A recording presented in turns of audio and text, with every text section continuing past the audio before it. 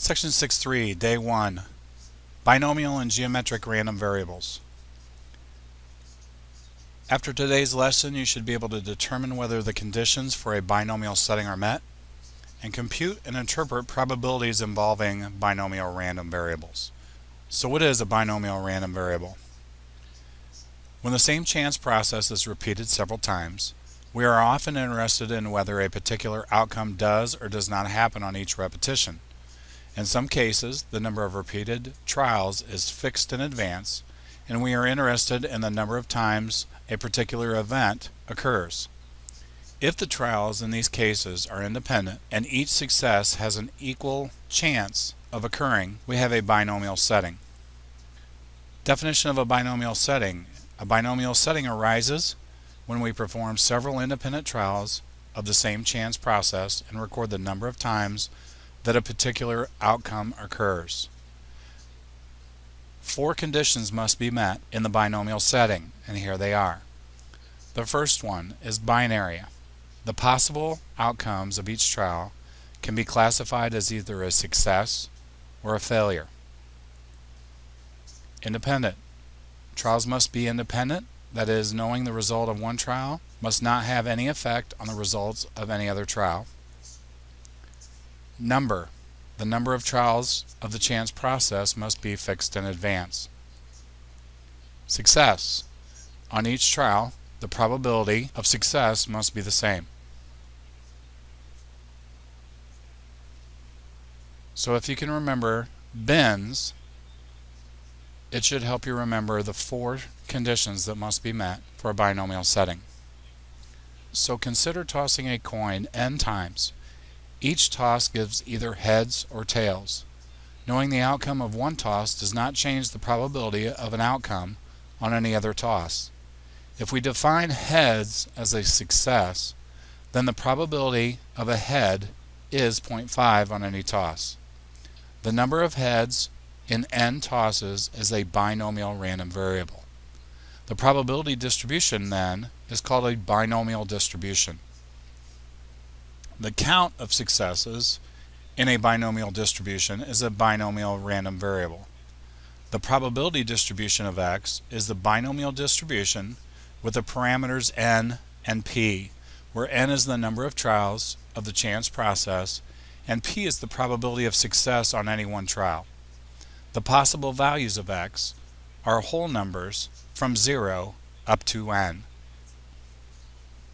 Note, when checking the binomial conditions, be sure to check the bins and make sure that you're being asked to count the number of successes in a certain number of trials.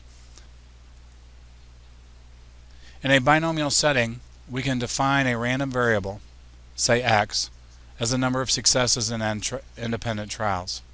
We are interested in finding the probability distribution of x. Take a moment to pause the video and read the example below.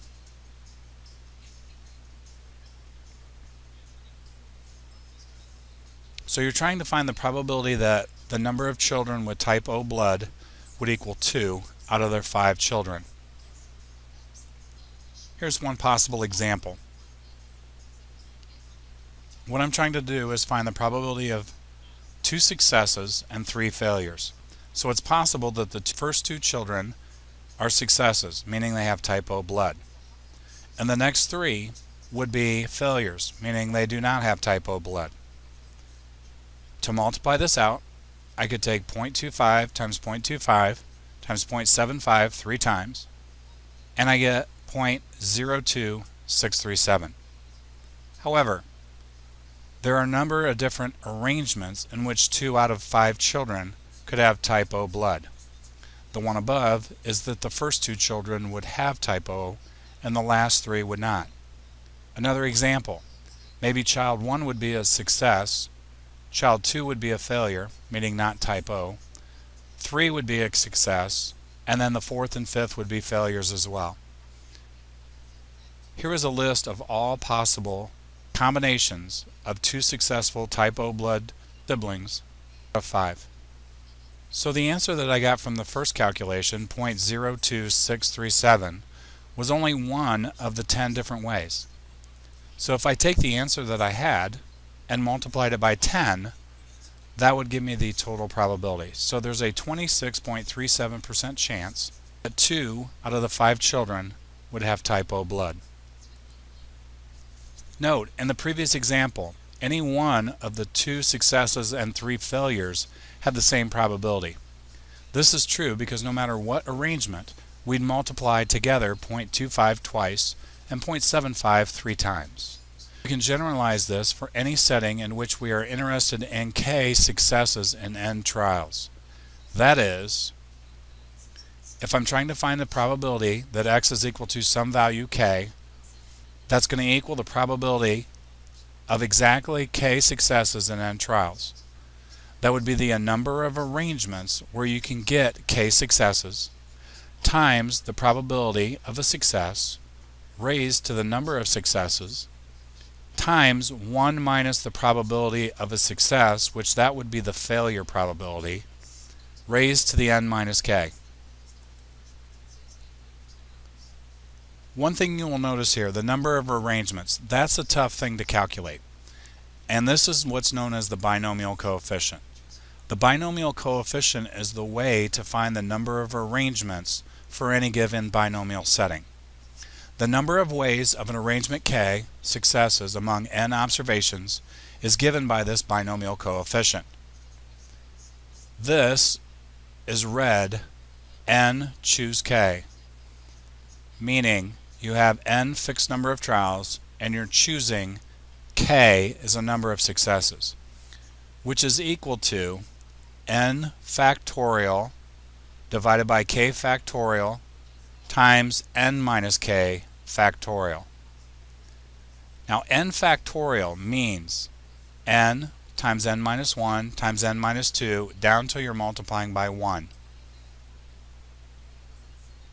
So for our example, when we had 5, this numerator would have been 5 times 4 times 3 times 2 times 1 over k factorial, number of successes was 2, which would be 2 times 1, and then 5 minus 2 would be 3, factorial would be 3 times 2 times 1. That calculation will give you the number of arrangements. Binomial coefficients counts the number of different ways in which k successes can be arranged among the n trials. The binomial probability, the probability of x equaling k, is this count multiplied by the probability of any specific arrangement of k successes. So that leads itself to the binomial probability formula, which will be given on your formula sheet. If x is a binomial distribution with n trials and a probability p of successes on each trial, the possible values of x are 0 up until n. If k is any one of these values, the probability of x equaling k will equal n choose k times p raised to the k times 1 minus p raised to the n minus k. Again, the n choose k is the number of arrangements, the p value is the probability of successes, and the 1 minus p is the probability of failure. So each child of a particular pair of parents has a probability of 0.25 of having blood of type O.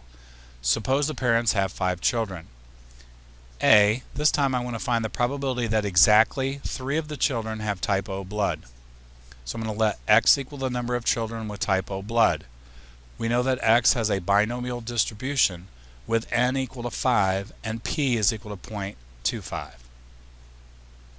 So if I'm trying to find the probability that x is equal to 3, that would equal 5 choose 3 of 0.25, which is success rate, raised to the third power, times 1 minus 0.25, which is 0.75, raised to the second power, which would equal 0.08789. B. Should the parents be surprised if 3 or more children have type O blood? To answer this, what I would want to do is find the probability that x is greater than 3, which would mean I need to find the probability of x equaling 4 and the probability of x equaling 5. And you can see here the work that's done. for that calculation. It ends up being 0.01563. Since there is only a 1.5% chance that more than 3 children out of 5 would have type O blood, the parents should be surprised.